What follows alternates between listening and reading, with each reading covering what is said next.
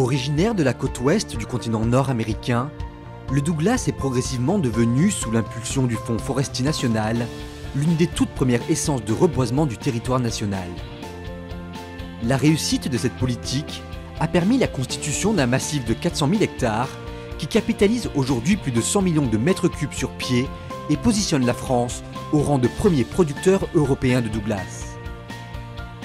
Les remarquables capacités d'adaptation de l'essence, associées aux propriétés technologiques du matériau, performance mécanique, durabilité naturelle, en font un excellent bois de construction. Le Douglas constitue aujourd'hui une promesse pour le développement économique des territoires où il est implanté et au-delà pour l'ensemble de la filière bois nationale. Retour sur cette formidable percée du Douglas. Je crois qu'on peut situer effectivement le démarrage de l'aventure Douglas, si on peut l'appeler comme ça, au lendemain de la guerre, lorsqu'a été créé le Fonds forestier national et les grands programmes de reboisement donc, initiés par l'État. Le Douglas, effectivement, s'est peu à peu imposé, notamment dans les régions de moyenne montagne du centre de la France, comme une essence de reboisement particulièrement bien adaptée. Et cette ressource, donc, progressivement est arrivée en production à la fin des années 80, début des années 90, au moment justement où l'association a été créée pour référencer cette essence dans le cadre normatif. L'association France Douglas a été créée en novembre 1993 à l'initiative d'un noyau de professionnels de la forêt privée et du sillage, convaincus de l'intérêt d'œuvrer ensemble à la promotion de l'essence. C'est une aventure humaine, bien sûr, ce sont des amis qui m'ont appelé ou qui m'ont intéressé à cette essence. Il faut citer le colonel Fogdet, bien sûr, historique, Jean-Louis Ferron, un ancien de notre maison, Jean Dechamps, et puis tout un tas de sieurs, d'acteurs professionnels qui m'ont appris, moi, le Douglas et qui nous ont aidés, puisque FCBA a accompagné l'association pendant toute son existence. Au cours de ses premières années d'existence, France Douglas s'est attachée à faire référencer le Douglas dans le cadre normatif en fonction de ses spécificités propres. Un autre événement va accélérer la reconnaissance du Douglas. Et un événement que l'on ne peut pas occulter est la tempête de décembre 1999, qui a détruit probablement 20 à 30 000 hectares de Douglas en France et qui a bien entendu nécessité des mesures d'urgence pour utiliser cette ressource.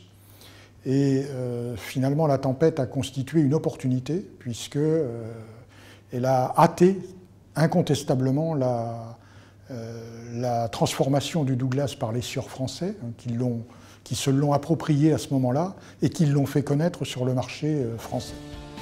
Face à l'importance de la ressource ainsi mise sur le marché, conjuguée à la mise en place d'actions de communication ciblées, telles les premières assises nationales du Douglas, organisées par France Douglas en 2004, de nouveaux acteurs vont émerger. L'élément déclencheur a été, pour le volume en tout cas, la tempête de 99-2000, puisqu'avant on produisait peu de Douglas, on avait déjà commencé.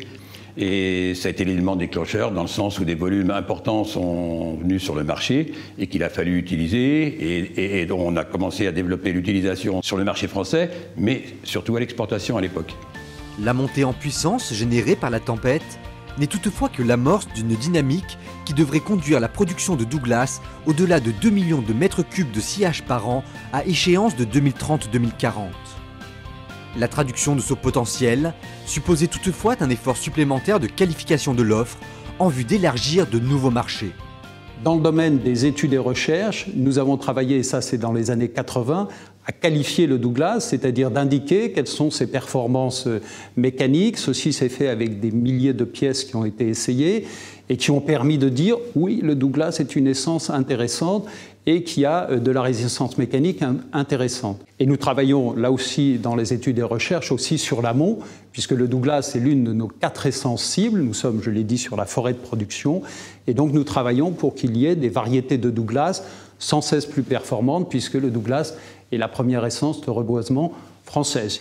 Nous travaillons aussi dans le domaine de la normalisation, et la normalisation est un outil formidable qui a permis au Douglas d'exister.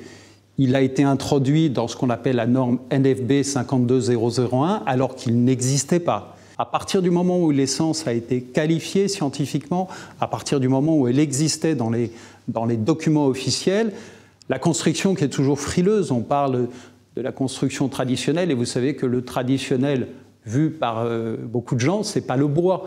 Et donc, qui plus est, un bois nouveau qui arrive sur le marché, comme le Douglas, avait besoin de ces attestations pour permettre de conquérir des marchés.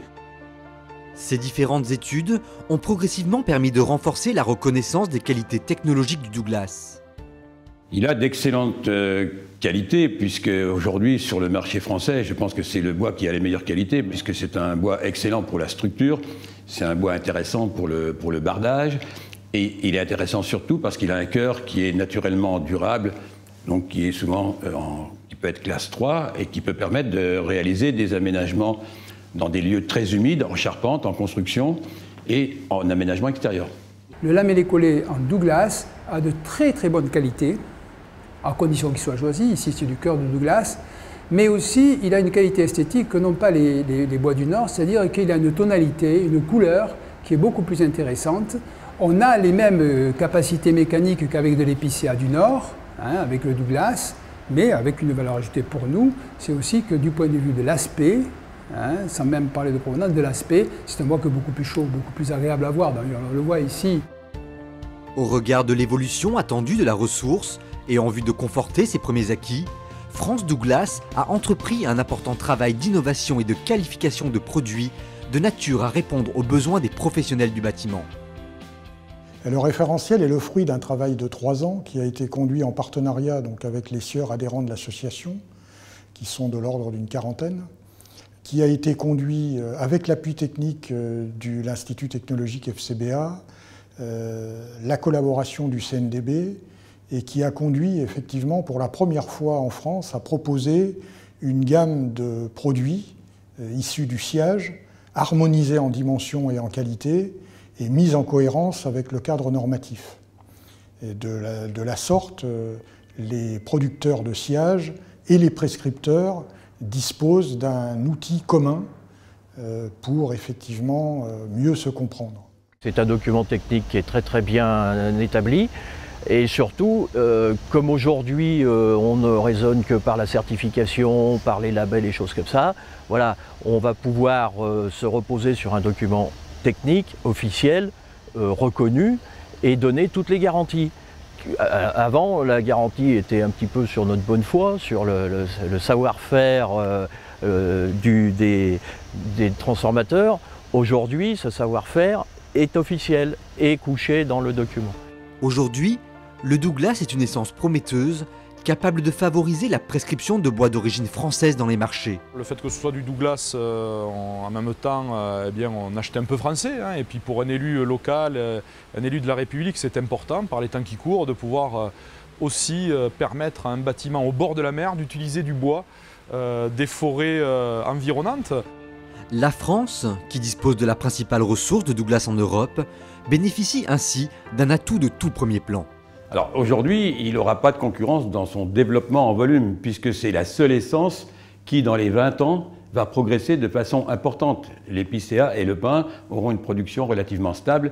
Le Douglas est le seul qui va vraiment se développer, je dirais presque doubler de production. Donc c'est vraiment l'essence d'avenir pour l'utilisation en France. Le Douglas est aujourd'hui majoritairement en France, on en a un petit peu en Allemagne. Et c'est vrai qu'on aura une capacité dans les années qui viennent à exporter si on le fait connaître. Donc là aussi, il y aura sans doute un travail à faire de la part de France Douglas, mais aussi à l'export, pour faire connaître dans les pays avoisinants, l'Italie, l'Angleterre, l'Espagne, l'essence Douglas, qui aujourd'hui est peu utilisée dans ces pays-là, mais pourrait l'être de façon importante, parce qu'eux, de toute façon, n'en produisent pas.